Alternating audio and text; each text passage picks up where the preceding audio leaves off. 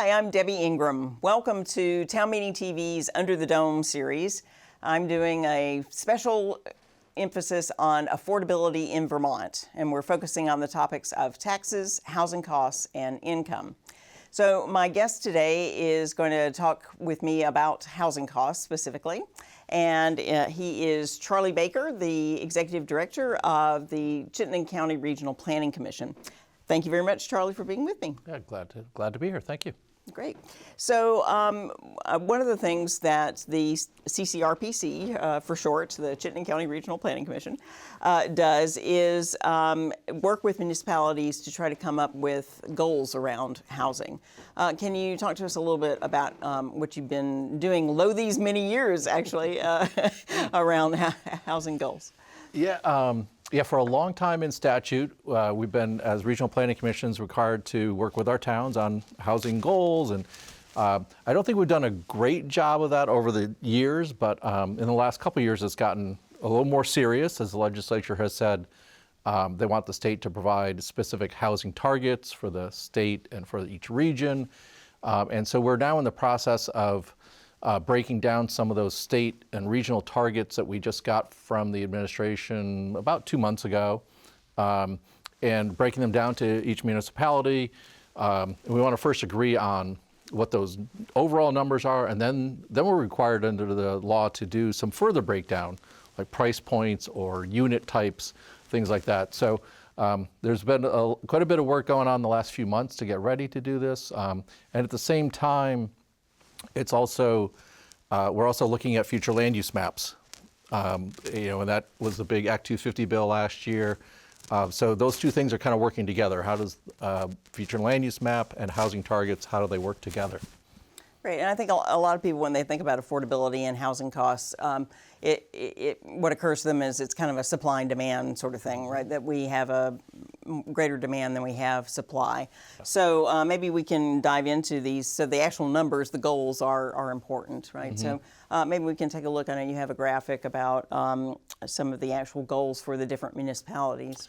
Yeah, so sorry, this is a lot of numbers on one table. If you're watching from home, we'll go slow here because there's a lot to digest. On the left-hand side is the existing housing units from 2023. You can see we have 74,000 housing units in Chittenden County. And then as you go across at the bottom, you see the range of housing targets that we got from the state. So at the low end is 15,783 units by 2050. So that's 25 years from now. That is pretty much the rate of housing construction we've had in Chittenden County over the last 10 or 20 years, is around that number. So that's not really a push goal. That's kind of status quo or the trend. Mm-hmm. In the middle, you see 31,595. That's just the midpoint. The high end of the target for us in Chittenden County was 47,407 units. And you can see that's a 64% increase.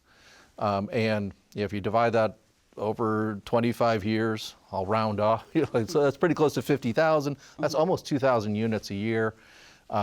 We have, if you remember, each year we've been doing a Building Homes Together campaign with Champlain Housing Trust and Evernorth, and we've been saying, oh, let's shoot for 1,000. And that would get us close to this mid-range point, right? So these targets are, the range is, there's a lot of space in this range from kind of the trend to really having enough supply, I think, to address all of our needs in Chittenden County, but 47,000 is a big number. So I don't know, Deb, we'll start there. Where do you want to go from there? Right. Yes. No. That is a big number, and it is spread out, of course, over some of the larger population centers already. Right. Like Burlington, the target for Burlington is pretty substantial. Yeah. And some of our other places like South Burlington, Williston, where there's a lot of growth going on. Exactly. But you also want some of the smaller towns to do their fair share as well. Right? Yeah. So we have one of the committees we have at the Regional Planning Commission is a planning advisory committee. And we've really been, those are really the professional planners for all the towns, and we're fortunate in Chittenden County that just about all of our towns have a professional planner. So we've been really using them as kind of the sounding board to work on these things, particularly the breakdown of numbers, because at the high end, that, as I've said, that's a big number. And so what that group kind of ended up breaking it down into 3 categories, kind of our cities. Yeah, so Burlington, South Burlington, Winooski, Essex Junction, as you know, they have the most infrastructure, and they are our densest communities now. They want to be the densest communities in the future. So they have the most significant share. I think about 60% of the overall goal, it lands in those 4 cities. And then there's a small percent that lands in the rural towns. So think, well, on this list, if you go down Bolton, Buellsgore, you know, down near the bottom, Westford, Underhill, St. George, they have much smaller numbers. And the numbers, if you look to the right on this table, you'll see the actual growth that's happened in each of those towns between 2000 and 2023. And then what would this housing target look like, whether it's a low, mid, or high number. And you can see most of, particularly our rural towns, have been achieving the low target. But the high target is mostly a push, it would be a challenge for all of them, but not a huge. Like I'm looking at like Underhill. They built 9 units in the last 24 years. To reach the high target, we have them kind of doubling that to 17. But that's basically less than a unit a year for the next 25 years. But yeah, some of these towns are much bigger. Burlington, as you mentioned, you know, it's almost a 60% increase in housing units, 10,000 units. And they've only been building 77 a year over the last 20 or so years. So even the low number is almost a doubling of the pace of housing construction in Burlington. So, sorry, we could go into the weeds on every town here. Right. But I think the big picture is just that there's a huge need. And the analysis the state went through was really trying to address all the needs, you know, from homelessness to affordability and a healthy housing market, which I don't think we've had a healthy housing market here in at least 25 years, and it's been getting more and more unaffordable. Right. Yes. Yeah. Well, so let's talk a little bit then about what can either help or hinder the progress being made to meet these goals. People who do things on planning commissions and that sort of thing know the phrase land use planning, land use policies, but that's your kind of stock and trade, right? So what are the land use policies that can either help or hinder meeting these goals? Thanks. Yeah, we often, each town in Chittenden County, and this isn't true statewide, but all of our towns have zoning. So that's one of the primary regulatory tools that a town uses to manage growth. Either increase the density in their zoning district or decrease it. You know, if they're like, oh, too much is happening or too high or too wide, they can change that through zoning. So we've been doing a lot of work with our towns over the years on updated zoning ordinances, zoning bylaws. Things like in Winooski, a form-based code. We helped Burlington with a form-based code. More recently, Williston, where they've really looked at what do they want for their future. They put that into their future land use plan, into their town plan, and then that drives what they put into their zoning.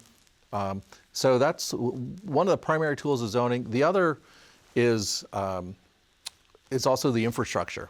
So like, you know, how are we doing in terms of water supply, wastewater capacity? Those are really the key things in my mind, are kind of the zoning and the utilities to serve that zoning. Yeah, that makes sense.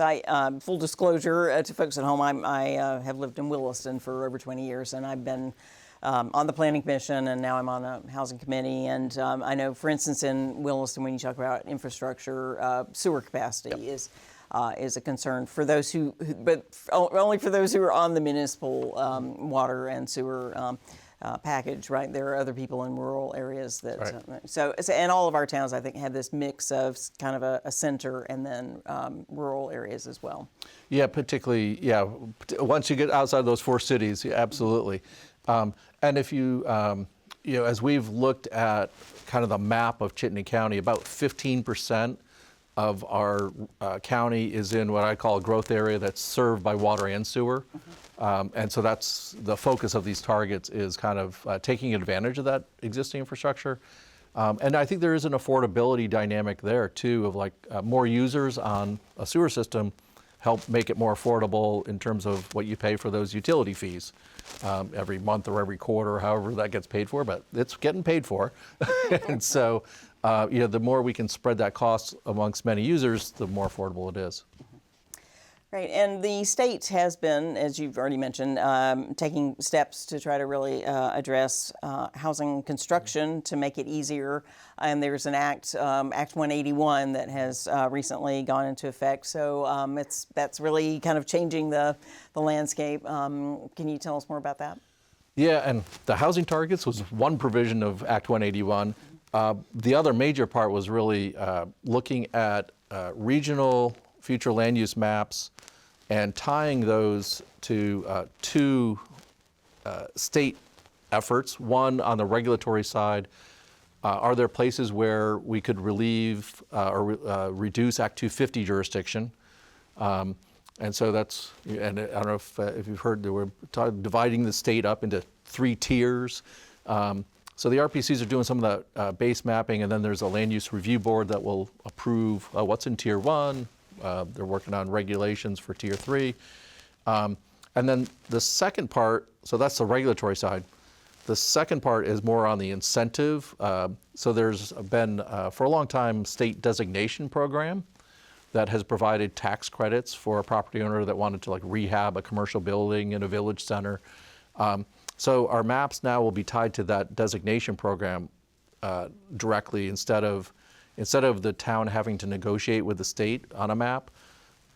We'll work with our towns, kind of finalize the map, and then bring it to the state and approve the whole county at once, rather than a town-by-town negotiation. So really 2 things: Act 250, some relief, initially up to 50 units, which is actually already in place. They've adopted interim exemptions. And so up to 50 housing units can go forward in certain places around our villages and downtowns without Act 250. And then the second effort is really to give some financial investments into those places to help them redevelop. Yeah, so I think that's evidence that the state has really been trying to address what's going on, and they're listening to the dilemma that Vermonters face in finding housing. But also, it's not just the state, it's municipalities, right? So what are some of the ordinances that municipalities can adopt to encourage housing? Yeah, and I kind of mentioned already, the zoning and increasing density has been probably the primary tool, and we've seen that you know, South Burlington's probably easy for people to, if you drive by Route 7 or if you've gone through to the new city center.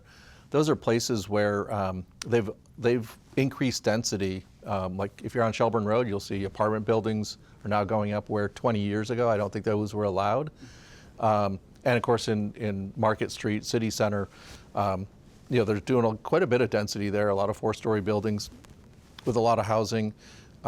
So density is one, and then some of the towns are also adding a layer of inclusionary zoning, and what inclusionary zoning means is some percentage has to be permanently affordable. And so I think Burlington's had that in place for a long time. South Burlington has now adopted it. I think Heinsberg, Williston has adopted that too. And I think they're being strategic about it too. Like, let's make sure there's a percent of affordable housing in those areas where we're trying to grow. Mm-hmm. Yeah. So those are 2 of the primary tools that I could think of that they're trying to use. Right, great. And I know also in Williston, for instance, we started a housing trust fund, which is not exactly an ordinance, but it's but it is another tool in the toolkit, and other towns have that as well. Yeah.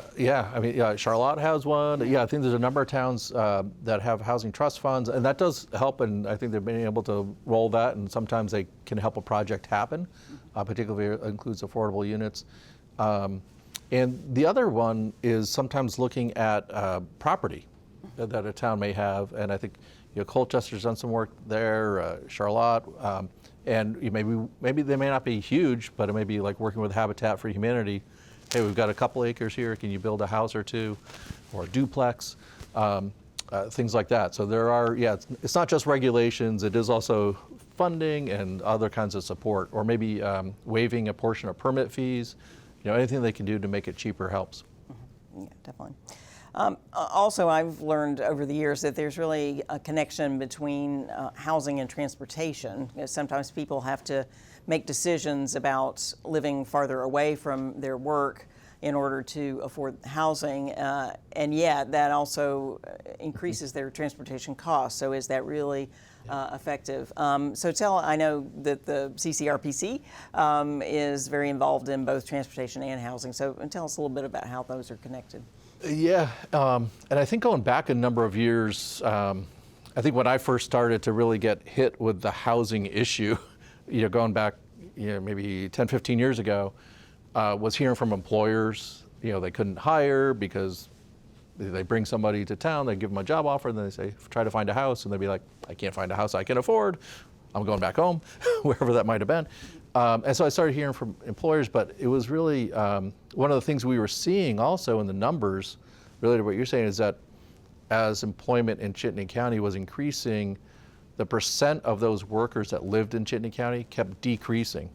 So to your point, people were having to find a house in an adjoining county and maybe drive 40 minutes because that was the house they could afford to a job here. So that trend has still been continuing in that negative direction because we haven't had enough supply in Chittenden County.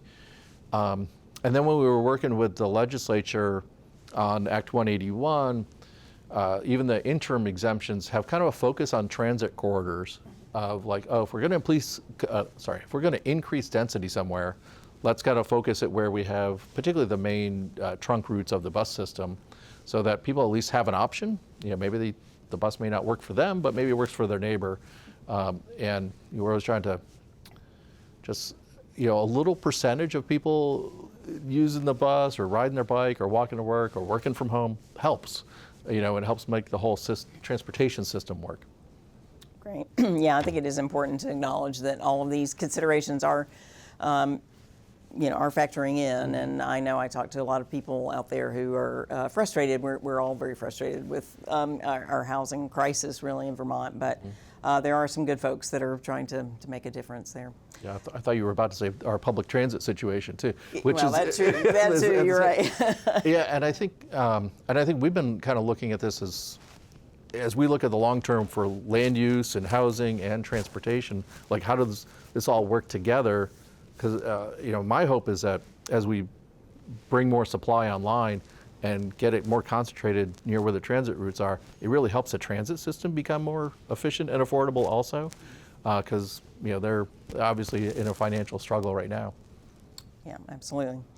Well, Charlie, thank you. And so we're asking all of our guests as we close out your session today, what is your definition of affordability? In terms of buying a house?